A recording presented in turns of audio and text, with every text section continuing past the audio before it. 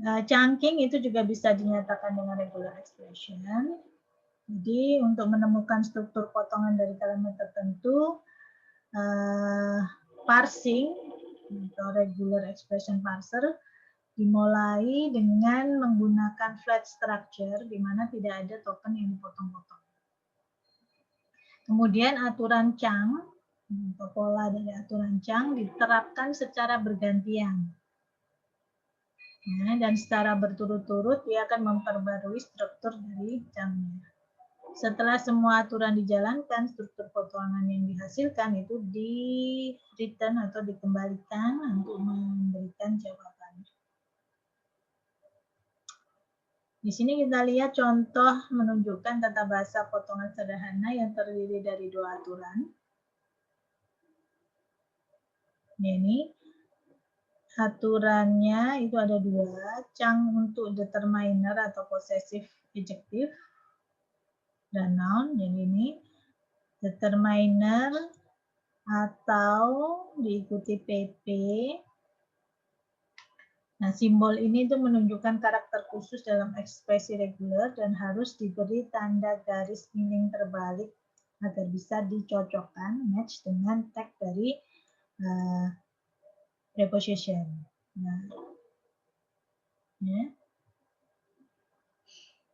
Kemudian di sini boleh ada, boleh tidak. Kemudian CC diikuti dengan CC yang banyaknya tak terhingga. Boleh mulai dari 0 lalu noun frase.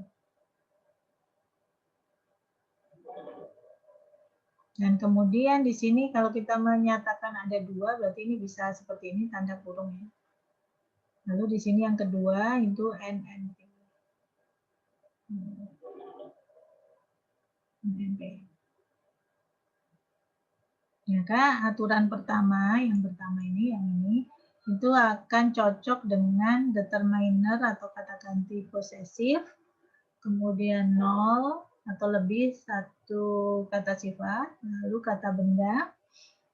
Kemudian aturan kedua ini cocok untuk satu atau lebih kata benda yang sebenarnya. NNP itu proper noun ya. Jadi contohnya kata benda sebenarnya itu nama orang, itu kata benda sebenarnya. Kemudian nama kota itu termasuk non proper. Nah, sehingga contoh misalkan kita punya kalimat yang akan dicang seperti ini. Rapunzel, Rapunzel itu nama orang kan, termasuk NNP proper ya.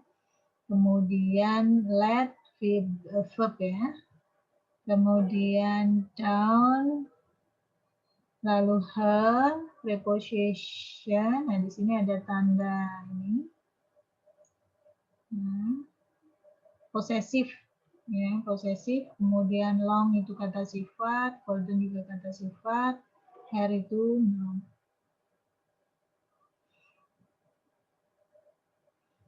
Maka kita bisa menjalankan seperti tadi dengan menggunakan CP parse sentence. Sentence-nya adalah ini. Kita akan dapatkan hasilnya. Ini ya, jangan lupa ini grammarnya.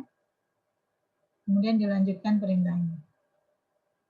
Jadi kalau kita ini jalankan dengan menggunakan grammar yang di sini, kita akan dapatkan ini kan Rapunzel. Rapunzel sendiri itu adalah satu chunk. Ini satu chunk. Kemudian yang terakhir NP. Kemudian ini PP diikuti dengan JJ, diikutikan JJ, kemudian diikuti dengan ini juga satu NP. Ini hasil ya, NP, satu NP. Ini hasil menunjukkan hasil chunking-nya ya.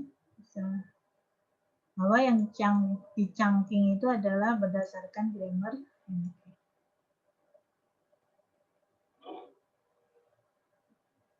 Jika pola teks cocok di lokasi yang tumbang tindih, kecocokan paling kiri yang diutamakan. Maksudnya di sini adalah kalau misalkan kita mendesain grammarnya itu misalkan NP itu hanya NN kemudian NN. Ya. Maka kalau ada kata seperti ini, money market fund, ya, maka yang terambil oleh Chang itu hanya yang dua paling kiri.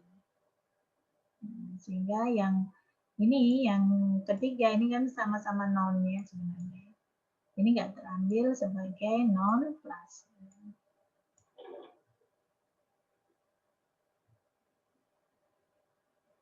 Ini ya, ini tadi penjelasannya. Jadi fund-nya itu tidak masuk dalam bagian.